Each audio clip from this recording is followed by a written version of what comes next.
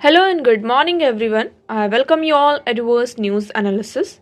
Today is 22nd October 2023 and we are going to discuss important news and articles from The Hindu newspaper. So let's see what important news we got today to discuss. But before starting the video, for PDF join Telegram channel Adverse News Analysis. Link आपको description box में provided है. Make sure video को last तक देखें so that सारी important news आपकी यहाँ पर कवर हो. तो चलिए स्टार्ट करते हैं और देखते हैं आज हमें क्या क्या डिस्कस करना है. Now first article, Gaganyaan test flight successful. आप सभी को पता है कि कल यहाँ क्या होने वाला था, इसरो के द्वारा गगनयान टेस्ट फ्लाइट की जानी थी और ये जो हमारी टेस्ट फ्लाइट है वो सक्सेसफुल रही.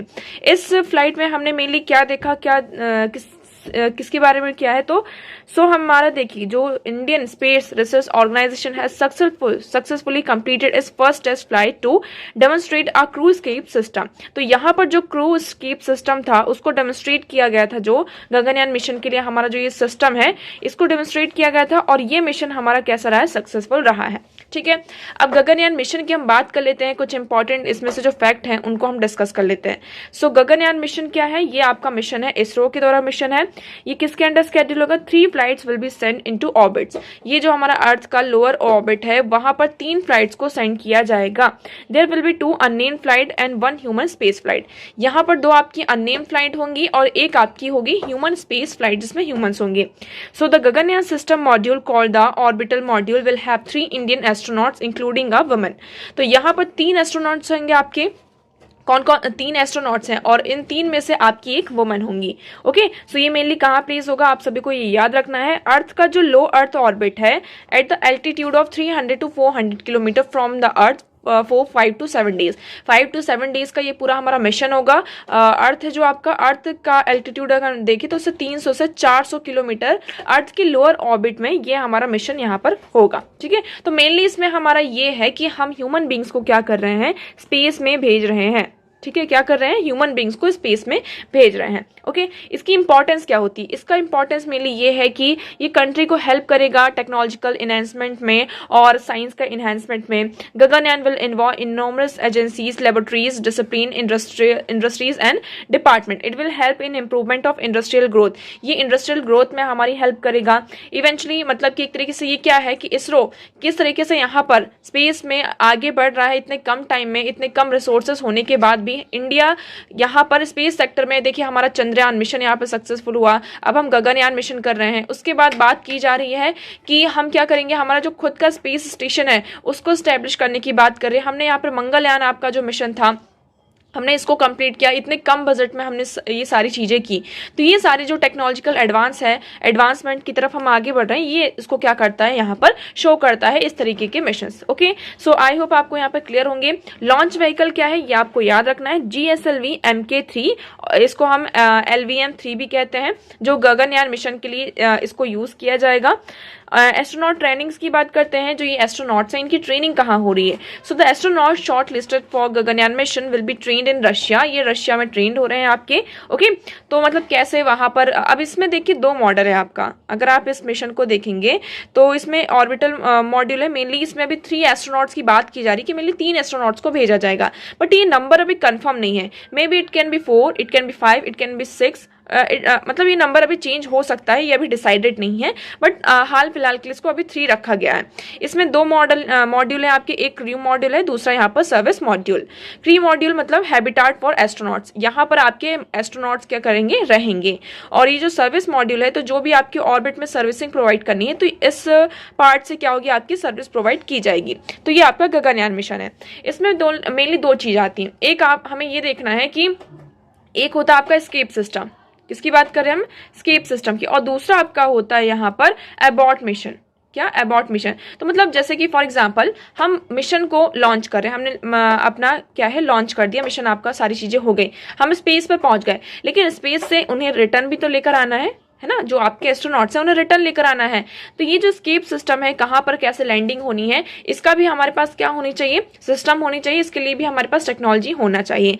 तो इसी सिस्टम को टेस्ट अभी किया गया है। अबॉर्ट का मतलब क्या होता है, अबॉर्ट का मतलब यहाँ पर हो जाता है फॉर एग्जाम्पल स्पेस में कोई इमरजेंसी आ गई हो जिसके कारण हमें मिशन को अबॉर्ट करना है और डायरेक्टली यहाँ पर क्या करना है, लैंड करना है, तो ये आपका क्या होता है, अबॉर्ट मिशन होगा। ओके, सो आई होप आपको ये पूरा यहाँ पर क्लियर होगा। नेक्स्ट मूव करते हैं। Next article is trucks carrying aid enter Gaza from Egypt. तो इजिप्ट की तरफ से यहाँ पर क्या किया जा रहा था, गाजा को एड प्रोवाइड की जा रही थी, हेल्प प्रोवाइड की जा रही थी। अब इजिप्ट के द्वारा यहाँ पर जो ह्यूमैनिटेरियन एड प्रोवाइड की गई है वो कहाँ पहुंच चुका है, गाजा में पहुंच चुका है। So here you will see the first aid truck arrived in the want on Gaza stripe from Egypt on Saturday, bringing humanitarian relief to the Hamas-controlled Palestinian enclave. AFP journalist on Saturday 20 trucks from the Egyptian Red Crescent. तो यहाँ पर जो Egyptian Red Crescent है, which is responsible for delivering aid from various UN agency. तो ये agency के द्वारा जो वेरियस एड प्रोवाइड किए जाते हैं, तो उसको अभी जो हमारा रफाह बॉर्डर है उसको क्रॉस करके इजिप्ट से कहाँ जा चुका है, गाजा की तरफ आगे बढ़ चुका है। ओके, नेक्स्ट मूव करते हैं। अब हम नेक्स्ट मूव करने से पहले डिस्कस करते हैं हमारे कुछ क्वेश्चन। आज का पहला क्वेश्चन है H5N1 virus in some times. Okay, ये 2015 नहीं है, ये अभी रिसेंट का क्वेश्चन है। So H5N1 virus is sometimes mentioned in the news with reference to which of the following diseases. यहाँ पर आपकी ये बताना है कि H5N1 वायरस है, ये किससे रिलेटेड है, ये आप लोगों को यहाँ पर बताना है। कई बार हमने इसको डिस्कस किया है, तो कॉमेंट सेक्शन में कॉमेंट करके आप लोग इस क्वेश्चन का आंसर करेंगे। ओके, नेक्स्ट क्वेश्चन की बात करते हैं। Next question is which one of the following factor constitute the best safeguard of liberty in a liberal democracy. यहाँ पर हम किसकी बात कर रहे हैं, लिबरल डेमोक्रेसी की बात कर रहे हैं।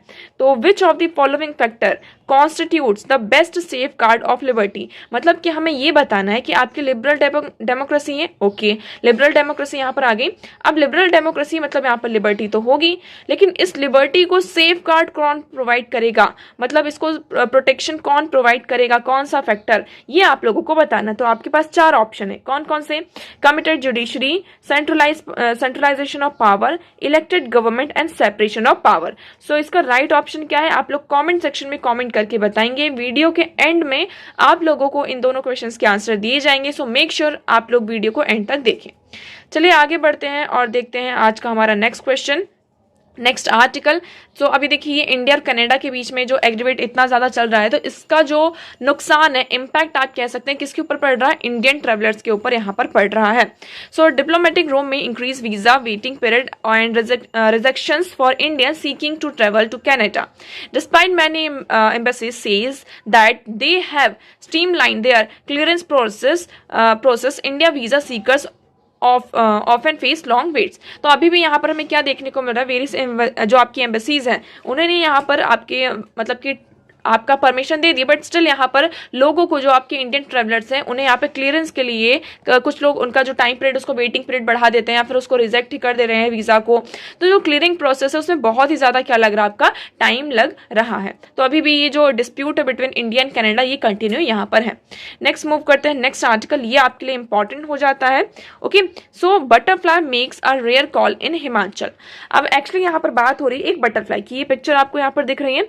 इस बटरफ्लाई का नाम है पेंट ब्रश स्विफ्ट। क्या है इसका नाम, पेंट ब्रश स्विफ्ट। इसको हिमाचल प्रदेश में पहली बार 1878 में देखा गया था। कब देखा गया था, 1878 में इसको हमने फर्स्ट टाइम देखा था। उसके बाद से 2023 में इसको पहली बार फोटोग्राफ किया गया है। सो ये यहाँ पर हमारे लिए थोड़ा सा इंपॉर्टेंट हो जाता है, क्योंकि इतने सालों में कभी भी हम इसको मतलब हमने ये तो कर लिया था कि हाँ इस तरीके की कोई स्पीशीज है। 1878 में हमें हिमाचल प्रदेश में इसको फोटोग्राफ किया गया था, बट उसके बाद से हमें ये स्पीशीज देखने को नहीं मिलती है। बट 2023 में अभी हमें फिर से ये जो आपकी रेयर स्पीशीज है बटरफ्लाइज की, ये हमें देखने को मिली है। ओके, सो आई होप आपको ये क्लियर होगा। तो आपको यहाँ पर ये याद रखना है, इसका नाम क्या है, पेंट ब्रश स्विफ्ट। आप इस तरीके से नाम जो है आपको याद रखना है। फर्स्ट टाइम इसको हिमाचल प्रदेश में फोटोग्राफ किया गया था। इसकी जो फैमिली है वो कौन सी फैमिली, आप यहाँ पर देख सकते हैं, the paint brush swift birds family, a butterfly species of a hesperid family. ये किस फैमिली से आती है, आपकी हेस्पेरिड फैमिली से आती है। Was sighted and photographed in the second week of October during a field survey conducted under the wild Bhatia project initiated by Bhatia project range of Dalhousie forest Division of Himachal Pradesh Forest Department. The species has never been photographed in Himachal Pradesh since its discovery in 1878. 1878 में इसकी discovery की गई थी, but उसके बाद से कभी भी इसकी फोटोग्राफ मतलब कि हमें नहीं मिली, ऐसा कि टाइम ही नहीं मिला, कि टाइम कह सकते हैं, या फिर कभी हमारे सामने ना आ पाई हो। ओके, तो हमें इतने सालों बाद फिर से इस स्पीशीज को हमने क्या किया, फोटोग्राफ किया है, तो ये हमारे लिए थोड़ा सा इंपॉर्टेंट हो जाता है। नेक्स्ट मूव करते हैं। नाउ नेक्स्ट आर्टिकल आपका यहाँ पर है, हम साइंस सेक्शन में आते हैं। Avian influenza viruses undergo major evolutionary changes. अब हम किसकी बात कर रहे हैं, avian influenza viruses. Avian influenza viruses क्या होते हैं, वो वायरस जो बर्ड्स से आपके मतलब बर्ड्स से किसमें फैल रहे हो, यहाँ पे ह्यूमन बींग्स में ट्रांसफर हो रहे हो, या फिर जो आपकी जो बर्ड्स हैं उनको बहुत ही ज्यादा क्या कर रहे हो, नुकसान पहुंचा रहे हो। ठीक है, बर्ड से वो ह्यूमन बींग्स में, इवन अदर जो मैमल्स हैं उनमें क्या हो रहे हैं, वो ट्रांसफर हो रहे हैं। सो अभी हमने पहली बार ये देखा, जो आपका H5 इन्फ्लुएंजा वायरस था वो मेनली कहाँ डिस्ट्रीब्यूट था, एशिया में था। कहाँ था, एशिया में यहाँ पर था। 1996 में पहली बार जो आपका H5N1 वायरस है वो चाइना में इमर्ज होता है। कहाँ इमर्ज होता है, 1996 चाइना में आपका कौन सा वायरस आता है, H5N1 वायरस यहाँ पर आता है। ये किसको आप इम्पैक्ट करता है, जो बर्ड्स होती हैं आपकी, और आपकी जो पोल्ट्री है ना, वहां पर जितने भी बर्ड्स हैं ये उसको यहाँ पर इन्फेक्ट करता है। उसके बाद धीरे धीरे ये क्या होता है, बर्ड से जो आपके मैमल्स होते हैं, इस मैमल्स में आपके जो भी आपके एनिमल्स हैं इंक्लूडिंग ह्यूमन बींग्स में भी ये क्या हो रहा है, धीरे धीरे स्प्रेड हो रहा है, और ये बहुत ही ज्यादा डेडली वायरस है। इतना आपको समझ में आया, ठीक है, पहला पॉइंट। लेकिन पहले ये जो वायरस था वो कहाँ मिलता था, हमें एशिया में दिखाई देता था, इसका जो एपी सेंटर था वो एशिया था। बट धीरे धीरे ये जो वायरस है वो क्या हो रहा है, इसमें एवोल्यूशन हो रहा है और वेरियस चेंजेस इसमें हमें दिखाई दे रहे हैं। अब ये वायरस हमें एशिया से भी देखने को मिल रहा है, अफ्रीका से भी देखने को मिल रहा है, और कुछ केसेस हमारे सामने यूरोप से भी आ रहे हैं। ठीक है, तो हमने इसमें क्या आइडेंटिफाई किया कि ये जो वायरस है, अभी जो न्यू वायरस है, इसमें जो H5N1 वायरस है, इसके वेरियस एवोल्यूशनरी जो इनका जो जीन्स है, वायरस का जो जीन्स है वो अपने आप को मॉडिफाई कर रहा है, म्यूटेट कर रहा है, और उसके बाद न्यू आप कह सकते हैं कैरेक्टर्स के साथ इमर्ज होकर हमारे सामने आ रहा है, और जो कि बहुत ही ज्यादा आप कह सकते हैं कि हार्मफुल है और डेडली वायरस हमारे सामने है। ओके, सो आई होप आपको यहाँ पर क्लियर होगा ये पूरा। नेक्स्ट आपका possible pathway for long Covid pathogenesis uncovered. अब हम सभी को पता है कोविड के बारे में सब लोगों को पता है, तो जो लोग मतलब वो पर्सन जो कोविड के इम्पैक्ट में आए थे, है ना, कोविड को कांटेक्ट में आए थे, बट उस कोविड के कारण उनकी बॉडी में हमें कुछ यहाँ पर लॉन्ग टर्म्स क्या देखने को मिल रहे हैं, अनरिकवर्ड चीजें देखने को मिल रही हैं। जैसे कि researchers assess the metabolite profile of individual with long Covid and found serotonin abundance in reduced both during acute कोविड-19 and in individual with multiple long term symptoms. तो यहाँ पर देखिए कोविड-19 की बात करते, किसी को कुछ एक्यूट सिम्टम्स से कोविड-19 हुआ था, बट हमें कुछ थोड़े थोड़े सिम्टम्स दिखाई दे। किसी का लॉन्ग टर्म पूरा प्रोसेस चला था, मतलब कई दिनों तक उस वायरस से वो क्या थे, यहाँ पर डायग्नोस थे। अब इस वायरस के आने से हमारी बॉडी में क्या असर पड़ा, ये इसकी बात की गई। तो रिसर्चर्स ने यहाँ पे क्या किया, एक रिसर्च की। उस रिसर्चर में ये पता चला कि जो सेरोटोनिन नाम का एक मतलब कि जो एबंडेंस है हमारी बॉडी में, वो धीरे धीरे क्या होता जा रहा है, कम होता जा रहा है। क्या हुआ, जो लॉन्ग टर्म कोविड जिससे वो पर्सन, फॉर एग्जांपल ये XYZ पर्सन है, इसको यहाँ पर कोविड हुआ और कई दिनों तक होता रहा, कई महीनों तक की कोविड से यहाँ पर इम्पैक्ट था, तो इसकी बॉडी में सेरोटोनिन जो है उसका जो लेवल है वो पूरी तरीके से क्या हो गया, कम हो गया। अब इसका लेवल कम होने से हमारी बॉडी में क्या इम्पैक्ट हो रहा है, so decreased serotonin level cause memory problem, brain fog, inability to focus on task and fatigue in people with long COVID. तो इसके कारण जो जब सेरोटोनिन का लेवल यहाँ पर हमारी बॉडी से कम होता है तो मेमोरी लॉस प्रॉब्लम होती है, ब्रेन फॉग होता है, हम किसी भी टास्क में फोकस नहीं कर पाते हैं और ज्यादातर हमें क्या होती है, थकान होती है। Reduce serotonin level are seen both during acute कोविड-19 and in individual with long COVID. तो मतलब कि हमें दो जो आपके टू टाइप्स की कह सकते हैं, जिसको यहाँ पर कुछ टाइम के लिए कोविड हुआ था, कोविड के सिम्टम्स हमें दिखाई दिए थे, और कुछ लोग ऐसे थे जिसको लॉन्ग टर्म कोविड से वो क्या थे, एक्सपोज थे।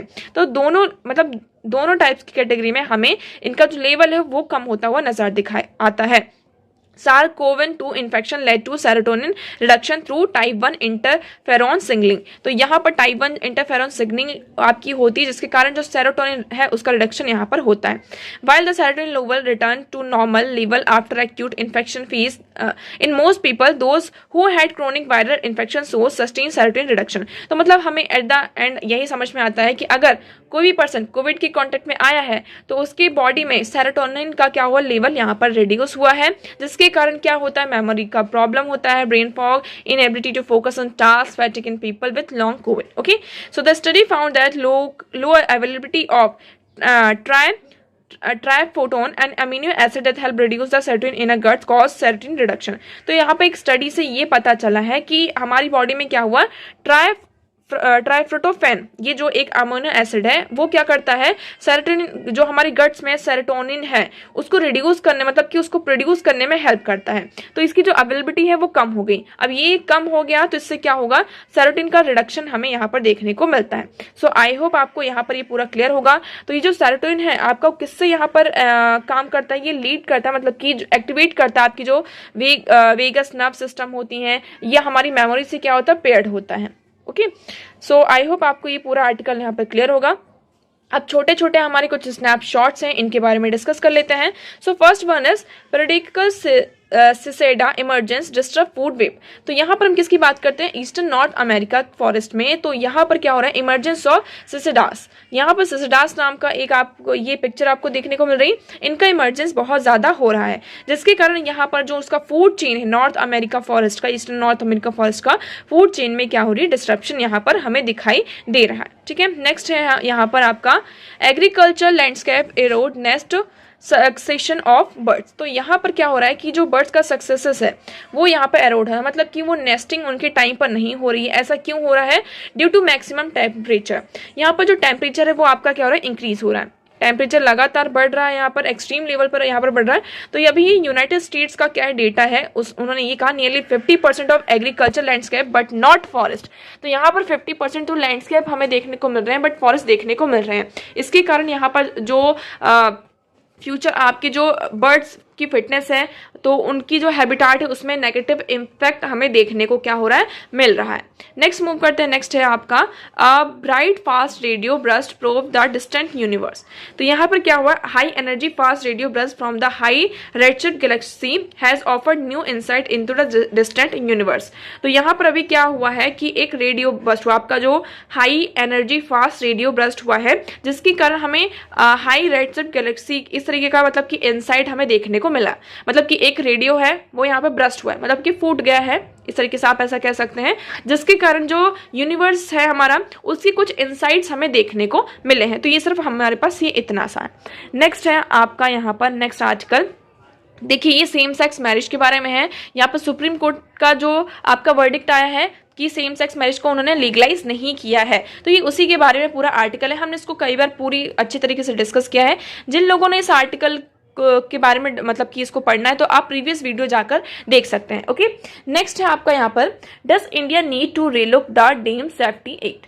तो यहाँ पर हम किसकी बात करेंगे, डैम सेफ्टी एक्ट की बात करेंगे, क्योंकि अभी हमने हाल ही फिलहाल में देखा सिक्किम में यहाँ पर कितना बड़ा डिजास्टर हुआ है, जिसके कारण जो एक डैम था आपका वो पूरी तरीके से टूट गया था. ठीक है, सो ये विल सी अभी इंडिया में कोई कुछ यहाँ पर क्या सेफ्टी नॉर्म्स हैं, सेफ्टी एक्ट्स हैं या नहीं है, इसके बारे में बात करते हैं. सो इंडिया के पास अगर हम बात करते हैं तो India has almost 6,000 large dams and about 80% of them are more than 25 years old and carry safety risk.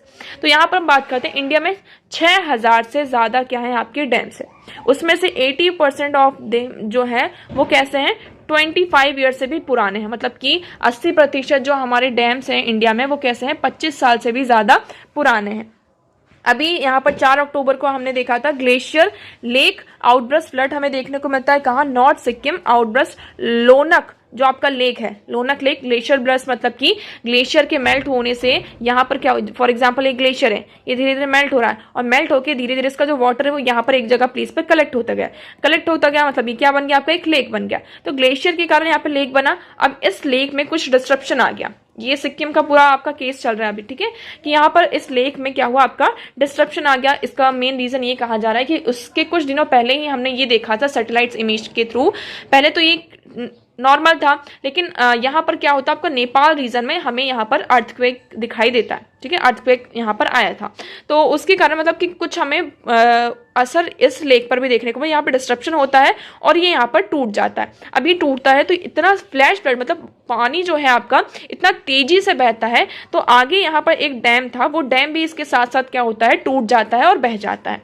Okay, तो यहाँ से क्या होता है, बहुत ही बड़ा हमारा हाइड्रो पावर प्रोजेक्ट था जिसको बहुत ही बड़ा हमारा क्या होता है, नुकसान होता है। तो इंडिया की बात करते हैं तो इंडिया में राज्यसभा में आपका डैम सेफ्टी एक्ट आता है, जिसमें हम बात करते हैं कि हम क्या करेंगे, जो स्टेट है और नेशनल सेंटर दोनों यहाँ पर क्या करेगी, सर्विलियंस करेगी, मेंटेनेंस करेगी कि ये जो फेलियर रिलेटेड मतलब कि डिजास्टर हो रहे हैं ड्यू टू डीज, हम बात करें जो भी हमारी मेंटेनेंस है, सर्विलेंस के कारण यहाँ पर अच्छे से सेफ्टी नॉर्म्स ना होने के कारण डिजास्टर्स हो रहे हैं कि इससे हम क्या करेंगे, इसको मेंटेन करेंगे। ये सारी चीजें हुई। फिर द एक्ट लिस्टेड की रिस्पॉन्सिबिलिटीज, अब इस एक्ट में आपकी कुछ रिस्पॉन्सिबिलिटीज हैं and mandate that national and state level bodies to be established for implementation. यहाँ पर इस एक्ट को इम्प्लीमेंट करने के लिए नेशनल और स्टेट लेवल पर क्या की जाएगी, आपकी बॉडी को एस्टैब्लिश किया जाएगा।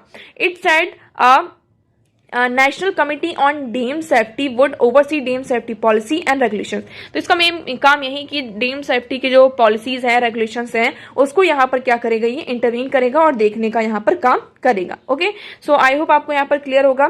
सो अभी स्टेट्स यहाँ पर क्या कर रहे हैं, what do the states needs to do, states को यहाँ पे क्या करने की जरूरत है।